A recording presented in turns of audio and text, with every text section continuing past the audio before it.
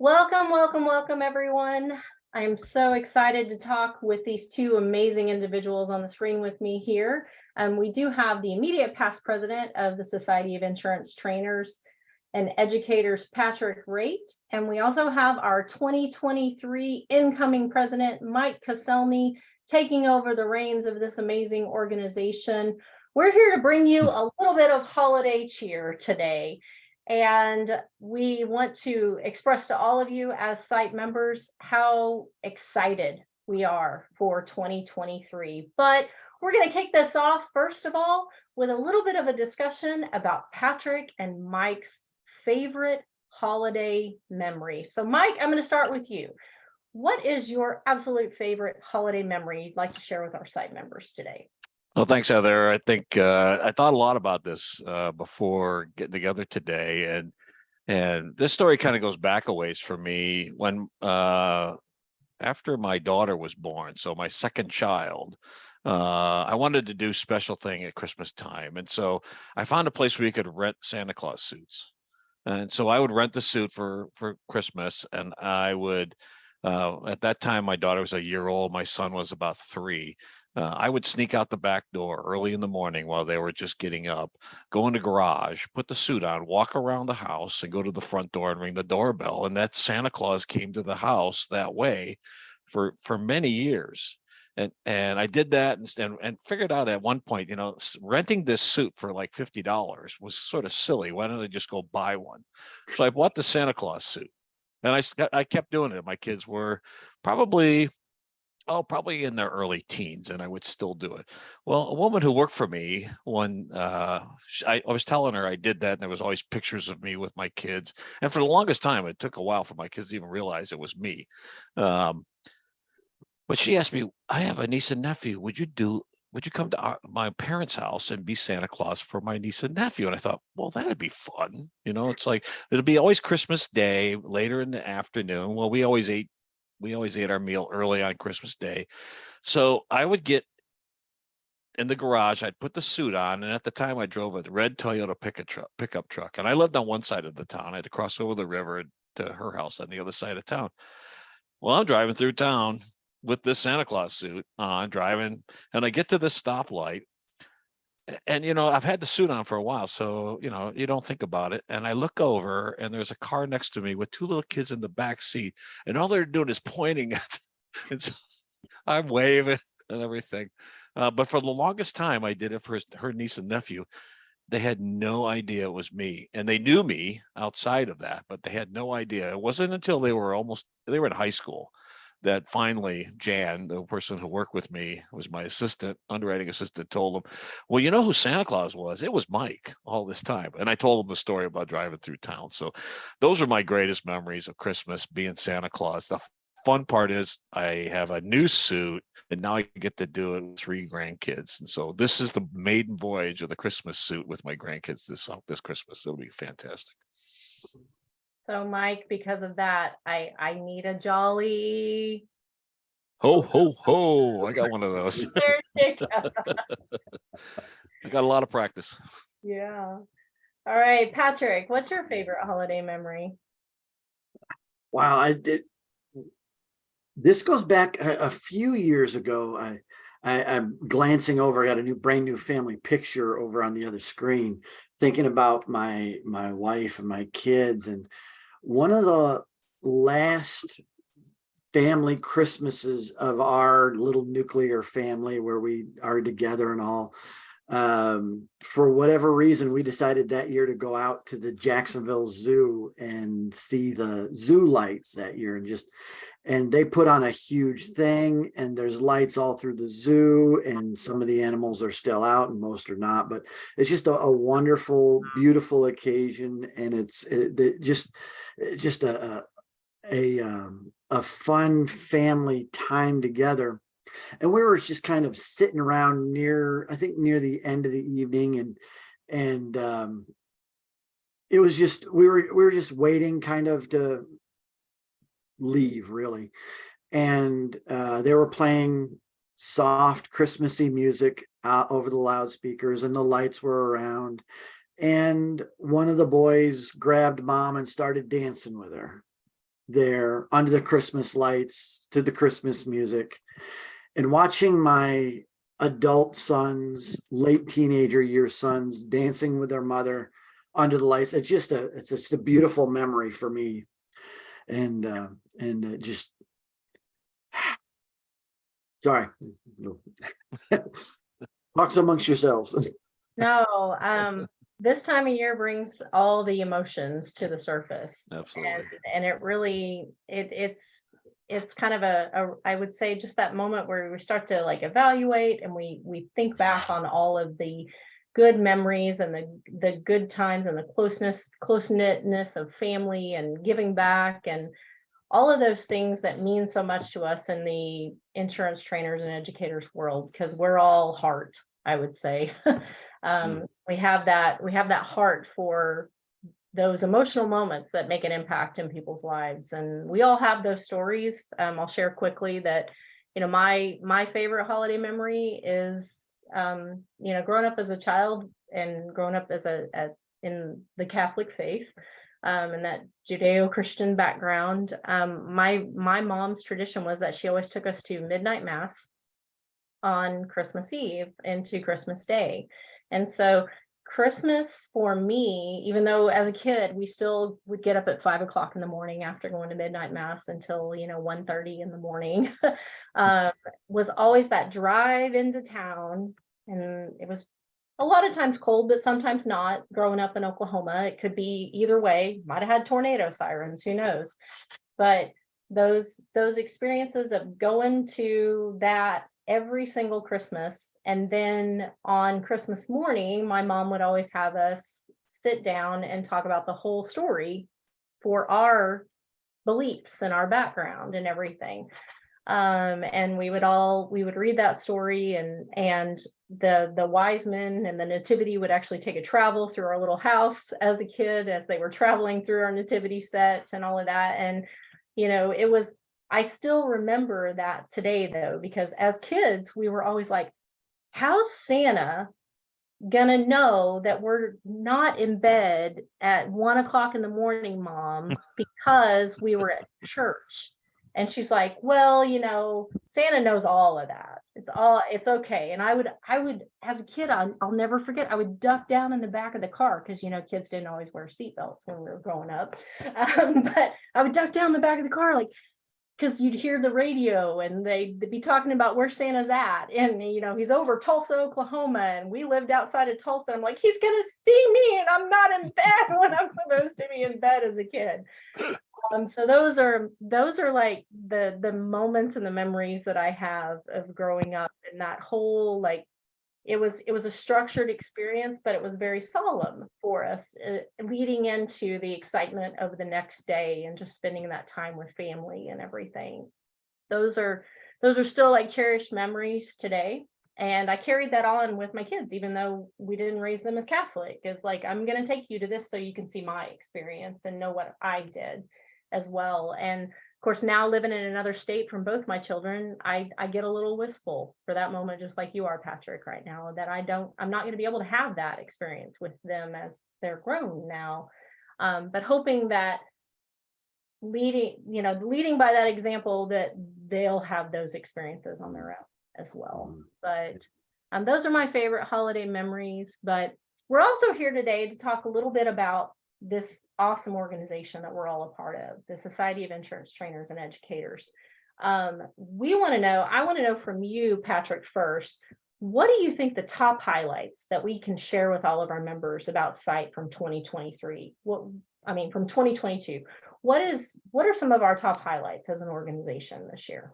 Yeah, I think that one of the biggest things that we accomplished this year was, in 21, we kind of proof of concept the virtual train the trainer, and in 22, it's blown up, and it's been just a huge success. People are asking us for it. I don't think a month goes by that we don't see an email come through to the board that says, hey, when's the next train the trainer, or can I get my people on a list? And it feels like from a site perspective, in many ways, that's been a lot of my focus this year is helping with that. And but that I'm really proud of how that has come about to be a sought after virtual event, and has been just a huge success for site in the last year.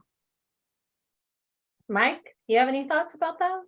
Great. Oh, absolutely. Absolutely. I think I was in the second virtual train the trainer class, and I would tell you it was an amazing experience with some really incredible facilitators of that. And so I think it's like one of those things, it's a really good, the really best kept secret, but it's something that is so powerful now. Not to say that the in-person is a bad thing, because I think there's great value in that too. But the fact that we can meet people in both situations, right? I think the other thing, from my view, being a newer member of site and experiencing this as a member, is the webinars. We were very, very consistent throughout 2022 in putting on webinars. And I think the exciting part was we partnered with the CPCU Society, I think two times, where we had webinars where a CPCU was doing the presentation. They were the lead for that. And we opened it up to CPCU members as well, so that we had a much bigger audience for those. An opportunity for us not only to obviously impart knowledge on people and hopefully make everybody more effective in what their roles are, but more importantly, to get the message out about what site is about. And I think that was a powerful thing that happened. That and the train a trainer, I think, kudos to Patrick and the whole board for pulling it off. Being in a virtual world can be very challenging. And I think the entire board under Patrick's leadership really rose above to really deliver, I think, in 2022. It's going to be a hard act to follow. And if I could just piggyback on that, we were all able to be a part of that panel discussion at the CPCU Society meeting at InterRisk this year. And the feedback we got from that live event in person has been tremendous. The fact that we gathered all site members to be a part of that panel, and all CPCU Society members, showing that connection there, that was a real highlight of the year as well. Yeah, absolutely. I completely agree with you. Absolutely. And I won't spoil any of the upcoming meeting invites that are coming for all of our site members, but you've already gotten an invite for January to come to a little bit of a teaser about how do you make that business case for getting support to be able to join in and take this fantastic train the trainer training. Patrick's going to host that for us. It's an offer you can't refuse. So I'm saying everybody's got to be there for that particular event. It's going to be super exciting. Webinars as well. I will say the webinars that we provided in 2022 were top notch and first rate when it came to the engagement and the relevance of the topics to the times that we're living in right now. We know that the job of insurance learning and development professionals has totally changed since 2020. All of you have had to be so incredibly adaptable to the circumstances that we are living in, that were just kind of forced upon us because we didn't have a choice about it, right? And that you're going to see that and a whole lot more of that in 2023 as we tease out a little bit of what's happening for next year. So Mike, I'm going to kick it to you because this is your ship in 2023. What is your vision for site success next year? Well, like I said, it's going to be a tough act to follow because 2022 was such a great year. But I think one of the main things, we've talked about, we want to get back together in person. That's an important thing. We've gone a couple of years now without a site conference. I will tell you that there was a little bit of an ulterior motive by putting on the session at the CPCU InterRisk session. And that was some preliminary work that was done by the site leadership before I got involved, certainly, to find a way to sort of couple up site and the CPCU annual meeting in a way that provides an opportunity for site to do that and really leverage the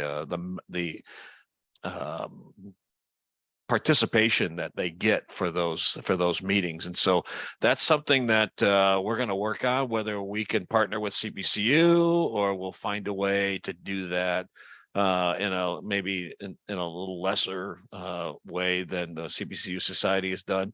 Financially, we're in a much better position than we've been over the last 2 years.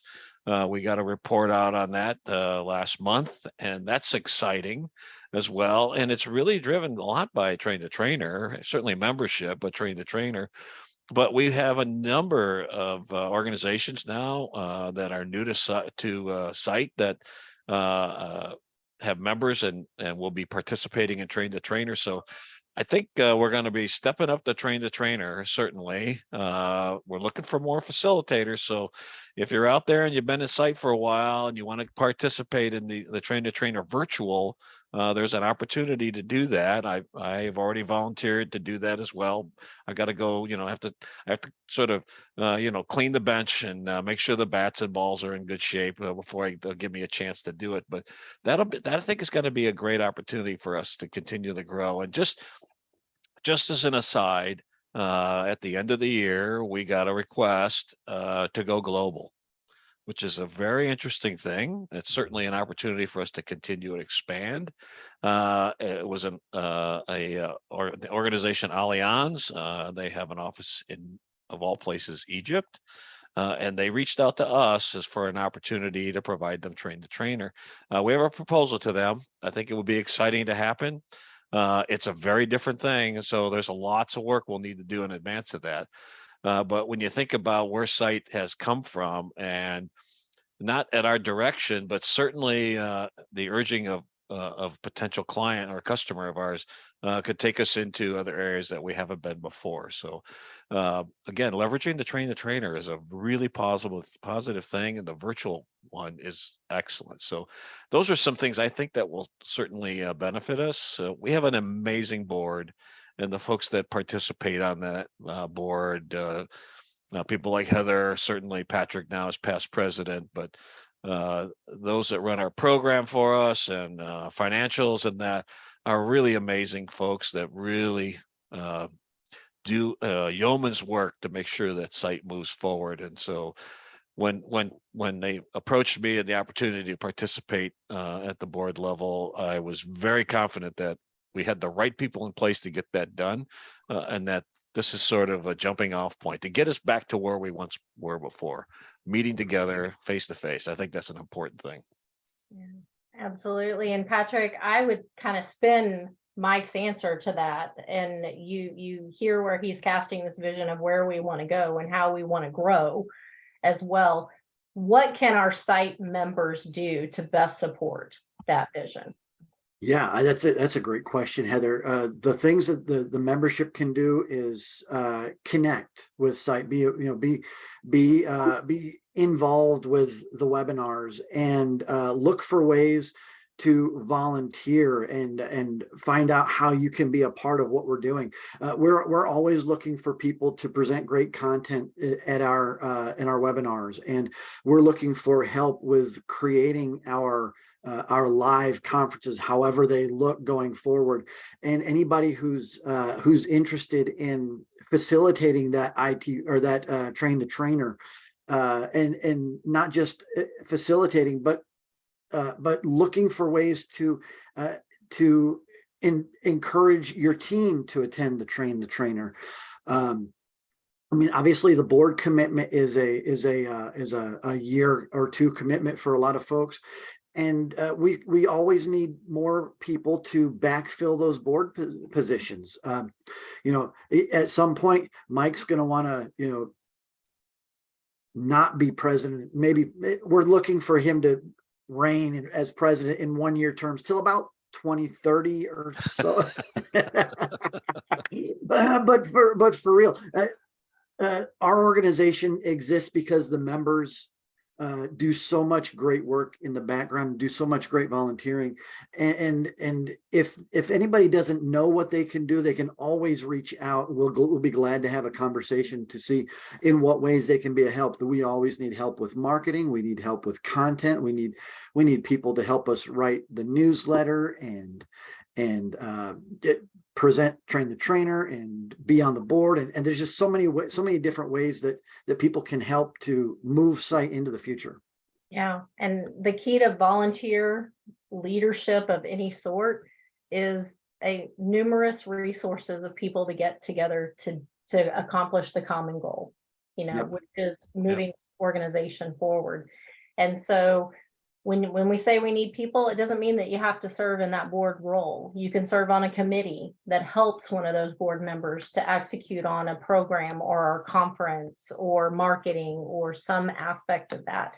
So as you all know, our site website has all of our board member information out there. You are welcome to contact any of us if you have any interest at all in getting involved in a committee or being a part of that, so that we can help Mike to realize this vision with our board right now. So I would say my last question for both of you is going to be, and I'll throw it to Mike first. What's the most exciting thing you think site's going to do in 2023? Wow. Oh, I think if everything goes as we hope, I think this potential partnership with the CPCU Society would be a huge thing. It's so exciting. There's 14,000 members of the CPCU Society, and so many of them are involved in training in some way or another, right? Not everybody is the vice president or the CEO of a company. They're just like all the rest of us, sharing the knowledge that we have with our peers within our companies. And so having that ability to be better at presenting, the reason why I did train the trainer was I wanted to make sure that I was as good as I possibly could be when I was training or educating people, because I was been doing it my whole career, but never really had the basic training. And that really made a huge difference for me. It changed the way I look at how I train and educate those that I'm involved with now in the work that I'm doing today. And I think that's a big thing. That's a really important aspect of what site is about. It's what drove me here. And it's the vision of that and that passion for that keeps me engaged. So I think that's the piece that I look at, is if we could find a way to sort of touch 13 or 14,000 more insurance professionals in a meaningful way where they'd like to be more involved so they could be better at what they do, whether they're presenting material for their peers or they're educating their agents. Even if you're a commercial underwriter and you're trying to explain how a policy and what the premiums are and what the coverages are and what the options are, to be better at presenting those things, I think is a really important thing. And site certainly promotes that. And the train the trainer is a great way to get to that. Well, Patrick, I'll let you bat some cleanup here. Okay. What do you think is the most exciting thing site's going to do in 2023? I'm excited to see how we end up getting in front of people again, whether it's what Mike's talking about, getting in front of being, in front of the CPCU Society, or we've talked about other organizations.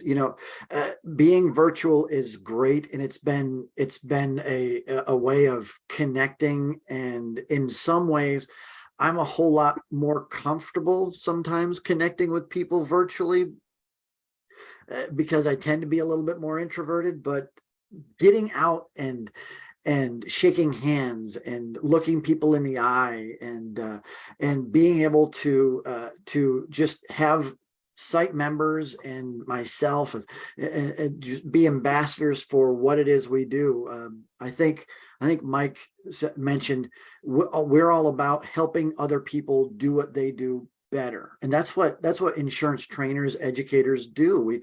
We are the people that aren't. Sometimes people know us because they've sat in classes or what have you, but really we're just the ones that help them be all that they could be, and that's what's really exciting to me. Well, I am definitely looking forward to those in-person engagements. Got a little bit of that with some other conference experiences in this past year, and it's just so wonderful to have that connection again with people in person. Again, we're in this world of insurance trainers and educators, whether or not you hold that title in a company right now, we're all educators. no matter what our job is. And we're all heart as well. I would say my challenge to all of you as we're wrapping up this amazing year that Site has had in 2022, and this is a challenge I put out in front of our board, but also every single member out there, tell somebody you know about Site and what it's done for you personally, because that's how people will connect to us. We're all connected to the power of our stories that we tell. And Absolutely. Site, for me professionally and personally, has done some amazing things. I've learned about things I never thought I would learn about just by being engaged with this organization. And I've had opportunities to be able to present in environments where I never thought I'd be able to present because of the Site organization. If you're looking to help to develop your own personal brand, your story, your message, your legacy to the insurance world, Site can help you to do that. So if you're interested at all in being involved with us, reach out to one of us, a board member, shoot us an email. Our website's out there, insurancetrainers.org. Check out anything that you'd like to know about us, and you just wait, because Site's going to do some incredible things in 2023, and we can't wait to see you in person. So thank you, Mike. Thank you, Patrick. This has been a great conversation. Happy holidays to all of you out there in Site land, and we look forward to everything that you are going to do with us and we're going to do with you in 2023. Oops.